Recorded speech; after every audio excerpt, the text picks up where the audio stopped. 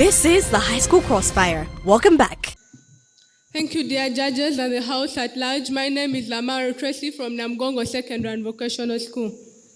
Are alternative energies reliable? Yes. Can you adopt to a new method before knowing how efficient it is?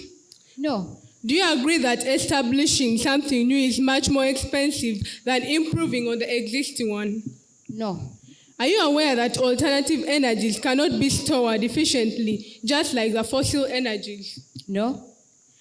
Are you ready to do away with cheap transport? Pardon? Are you ready to do away with cheap transport? Yes. Are you aware that 85% of Ugandans rely on petroleum products, which are products from fossil fuels? Not really. How much do you need to adapt to the alternative energy? Pardon? How much do you need to adapt to the alternative energy? As much as how efficient it is. Okay, thank you. May you go and have your seat, please? Dear judges, first of all, I'm very disappointed at the farmers. First of all, they didn't understand what this resolution wants from us, the negators. This resolution wants us, the negators, to tackle the problems got from the fossil fuels and to see the ways in which we are going to use these fossil fuels effectively.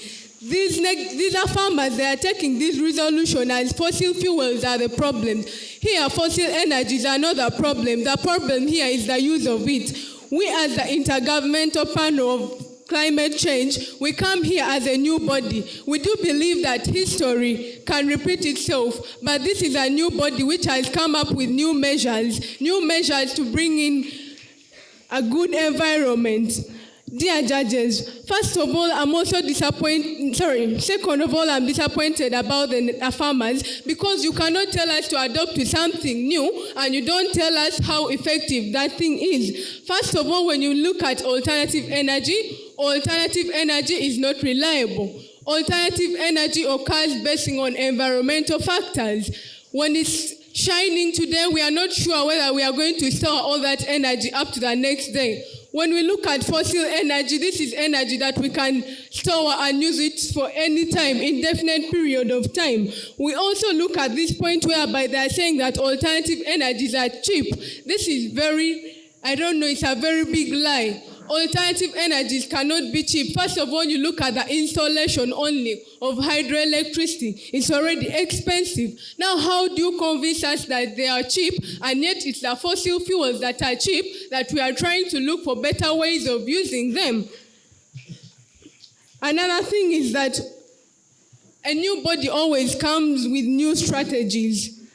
We, as the Intergovernmental Panel, first of all, my colleagues talk about carbon capture. When we talk about carbon capture, look at carbon monoxide. Carbon monoxide can be captured whereby you can use it in making of methanol. That means we are even using it in better ways. We can also capture carbon dioxide, which is used in preservation of soft drinks. And we also gave another one of planting genetically modified trees. These trees grow faster. And another farmer also talked of planting of trees suiting their side. Trees are also part of fossil energies. Now, how is it on your side? Dear judges, we as the negators believe that a bird at hand is worth two in the bush. If we see that fossil energies are providing a lot to our economy, 84% of people are using fossil energies. That means it's cheap, it's easy to transport, everyone can afford it. Why don't we just use these new strategies that we are put into place to improve our environment? Thank you.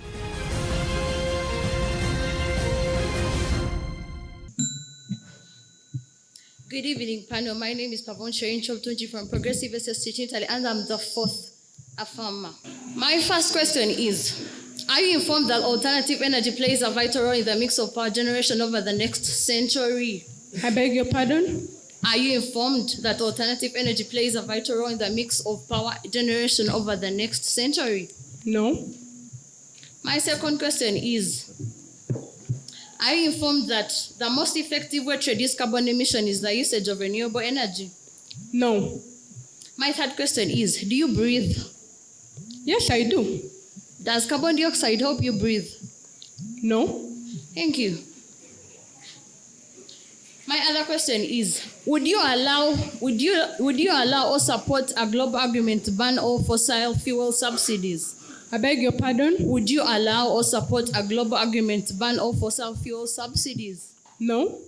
Thank you. You can take your seat. Okay.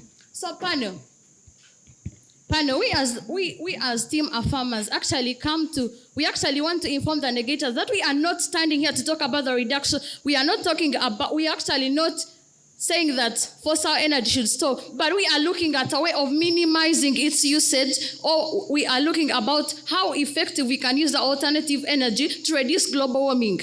What is the vital role here? The vital role here, or the vital value here, is global warming. We are talking about global warming. So how are we as team of farmers coming about? So my first question was, alternative energy playing a vital role in the mixture of power generation over the next century. She said, was it a no?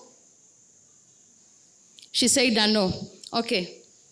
I would love to inform her that actually these renewable energies are going beyond these demands by contributing to replacement of fossil energy, and this is according to the report of IRENA, as she stated, being our implementing body. How they are implementing new ways of using actually the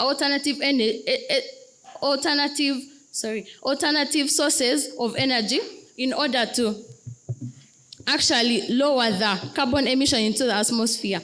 My second question, actually, I'm talking about the leading question here. Why? I'm seeking clarity, and I am trying to tell the House that actually the negators are somehow confused, sorry to say. My second question was, are they informed that the most effective way to reduce carbon emissions is the usage of renewable energy? She said, no. So I would love to inform them that actually these alternative energy they replace carbon-intense energy source and significantly reduce global warming. We take, for example, our second speaker said, cheap electricity would decarbonize 90% of the power sector, massively cutting carbon emissions, hence reducing global warming. Our third argument was, would they allow or support a global agreement to ban all fossil fuel subsidies? She said, no. I actually posed that question to test their value. I'm sorry to say, but team negators, you seem not to understand your value. So what are we stating here? We are trying to look at the alternative ways of how we can reduce carbon emissions into the atmosphere. So, panel, I would love to arrest my case by saying that we as farmers, we shall increase taxes through regulation and increasing the price of fossil energy so as to limit the rates of global warming. We are going to legalize these alternative sources to give them more meaning and usage. So we as the INERA, being our implementing house, we rest our case and look forward to reducing global warming through alternative sources of energy.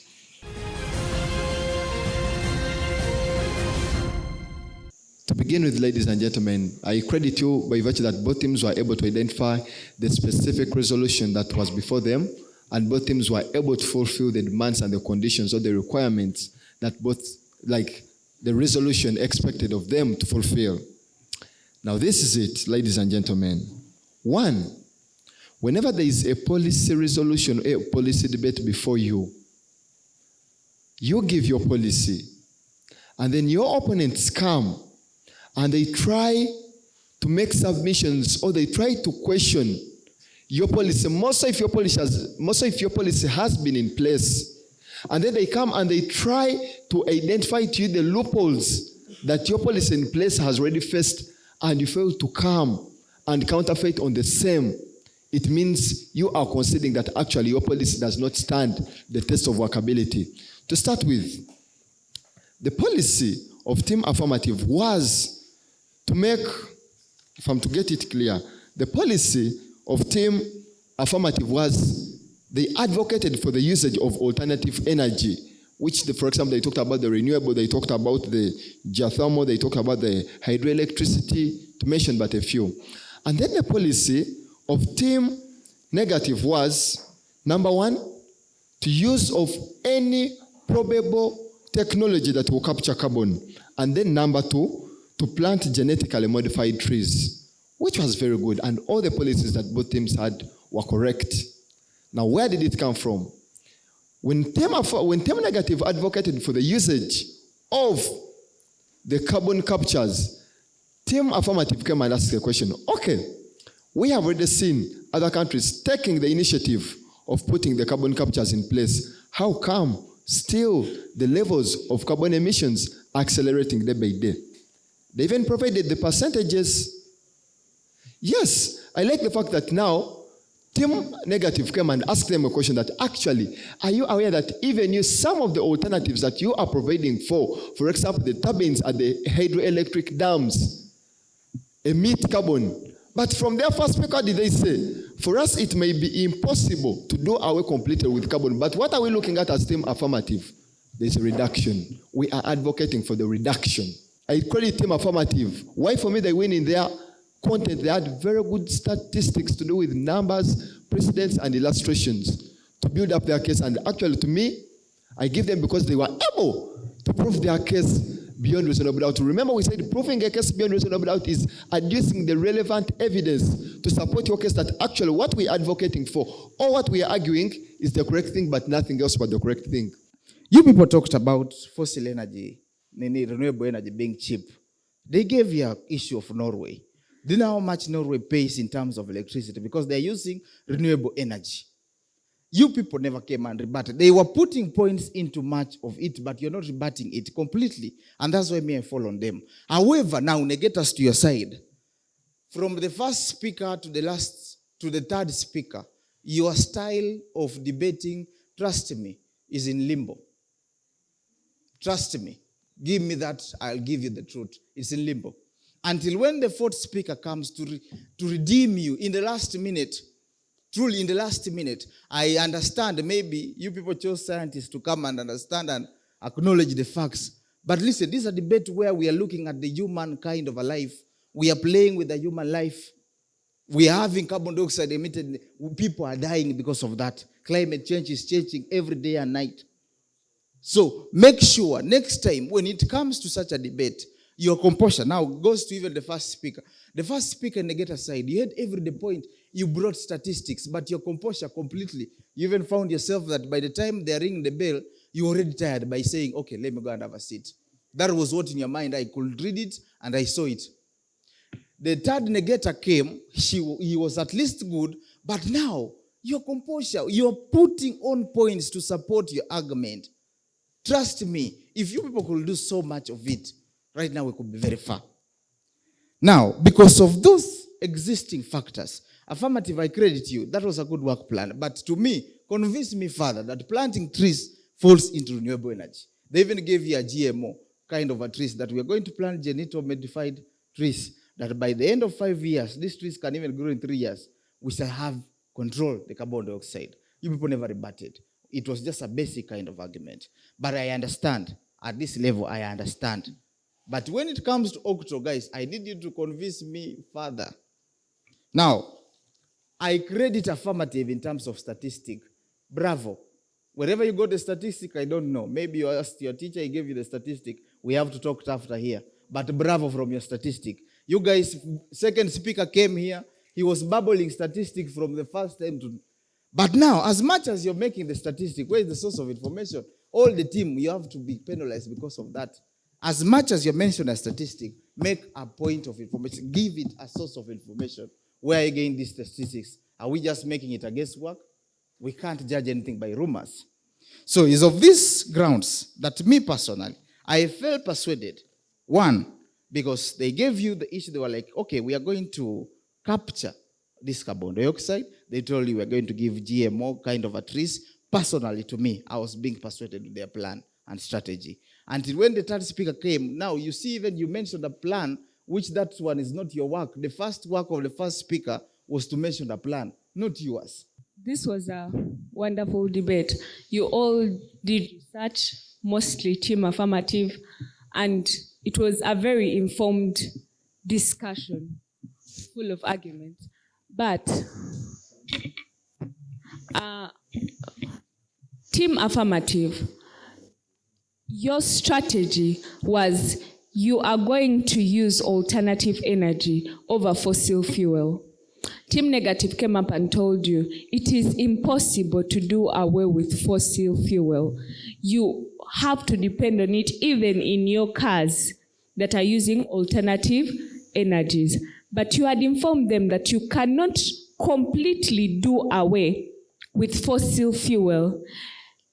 According to Team Affirmative's research that they gave us, they told us 75% of carbon emissions come from fossil fuel and 90% from what?